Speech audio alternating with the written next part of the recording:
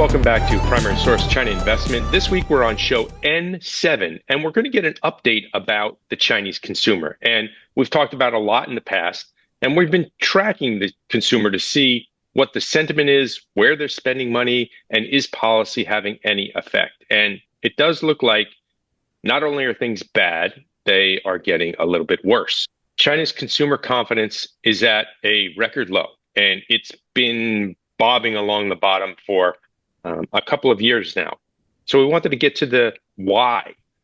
Why is the consumer not feeling great? So the first is prices are declining. And while that sounds great, versus nasty inflation, it means that big ticket items can be pushed off in the anticipation of lower prices. And that's still happening in China. China's producer price index, or wholesale inflation, declined for the 26th month in a row. Producer inflation fell by 2.5% year on year in November. The prices of everything from, ferrous metals were down 7.1. Fuel and power dropped by 6.5%. Raw chemicals decreased by 5%. Those are a lot of the headline prices are coming down, and consumers are seeing that. Two, China's manufacturing prowess is creating inventories as the consumer can't soak up all of that inventory. And that leads to export pressure, which leads to tariffs, other pushbacks, and more declining prices. So this kind of vicious cycle is the loop that China's currently in. China's consumption is still trying to catch up with its output, and it's not matching. China produces everything, really, for the world. We've talked about it a lot, right, Penghua? And the Chinese consumer can't soak up all of that production. So China continues to need to export, and accumulated inventories of manufacturing inputs and finished goods are sizable and growing by the month. This mismatch between supply and demand has been depressing prices. Penghua, I'm going to stop right there. What do you think the consumer is looking at right now? We're going to get into some nuanced discussion. But China consumers is always a big problem. So that is the major reason is China resident disposable income is pretty low. Housing price is always mortgage. They always put the big pressures for the young people and also for the entire family and plus the generations across I think probably three generations. So that's the big problem. And that's another big problem is coming from the employment. So that's a lot of the young people get unemployed, and also like this year, 12 million fresh graduate students coming to the labor market. That also put a lot of the pressures to the employee and also many companies, especially like the foreign companies, they withdraw from China market. All of this cause a lot of the pressures to the people. So they just save the money. They have no confidence to consume. It's not just because no money. So money is still get in the bank. You can see the bank is deposits very high. get Yeah. stored. Yeah. But right now it's not flow into the normal merchandise entire the circle. Yeah, that's the future. That's the future spending. Even if you're securing your job, even if you make good money, you have Yeah. you're much more conservative in your spending. And this new data is coming out almost daily, and the trade war, the conservative nature of consumers is bleeding out in all sorts of ways. That's Look at all the man-made problem and cause the pressures. Yeah, I think that yeah, For everyone. of course it's always policy driven, right? It's Yeah. always policy driven. You see a couple of data points that grabbed my attention this week. Porn imports are half of what they were at the peak in China.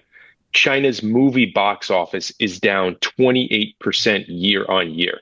And it sort of feels like a banquet with too many food plates on the lazy Susan.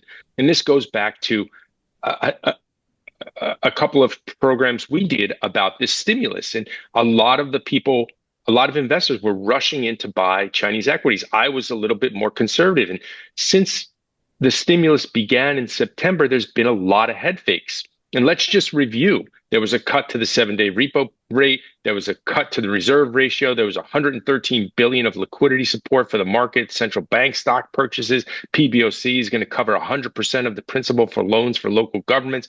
Upcoming cuts to outstanding mortgages of 50 bips, cutting the minimum down payment from 25 to 15%. Then in November, another 1.4 trillion over 5 years to address local government debt. And just this week, Beijing pledged to increase borrowing and cut rates. Hell, they could even devalue the currency. But as we said back in September, if the consumer and businesses believe more is coming, they will not act. And this continues to stymie Beijing. Make no mistake, since 2022, lifting domestic consumption has been the number one stated priority of Beijing. And they reiterated that earlier this week. Yeah, those So, stimulus things is already reflected to the market. So you probably see the recent market already get a bounce back.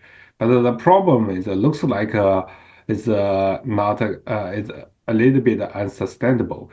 And also the last week the central government economic committees they have a lot of the policy, but really not put the real money to support the capital market. So the market is still getting down. But from the China Securities Regulation Committees, so they are really focused on the stable the market. Rather than allow especially for the housing market and the stock market, they just try to prevent from the crash. That yeah. means if you short China stock in the market, unless you hedge it, you probably get caught. Yeah, Other I things totally just agree. for the regulation and also provide the service. It's more like they try to make full use of the inventory. So if no extra money flow into the market. And that's gonna be difficult. Right now, there's a lot of True. countries that are pushing back on China. Well, before Trump's new tariffs comes in, there's a lot of ramping up for inventory. There's going to be a lot of dislocation in the market. But here's what I think is needed. What's needed in China are more bankruptcies, so companies have some pricing power. Right now, competition is fierce for every such product in China. Another thing, more innovation or services that consumers are willing to pay for. Price alone is not going to entice consumers, particularly when consumers have been conditioned to expect lower prices. Look at Lulu in China. Lulu is doing great. They are perceived to have a differentiated product. Or some of the fashion collabs over the last year, like Caroline Hu and Adidas, Ding Yingzhang, the ex-designer for Yeezys and Crocs. Those are the kind of things that consumers are willing to spend for. I'm not just saying luxury products, but what are the brands that are doing well, differentiating themselves, not just on price? And as for price, I think there's going to be a ton of bankruptcies, and that is going to flush the system and then get some pricing pressure back. Definitely is an entire reorganized process. So huge changes in all the business and plus like the new technology, AI related stuff. Let's see uh, if let's see what's the next big companies. Well, we're going to leave it there for show N7. Thanks for tuning in, and we'll see you next week.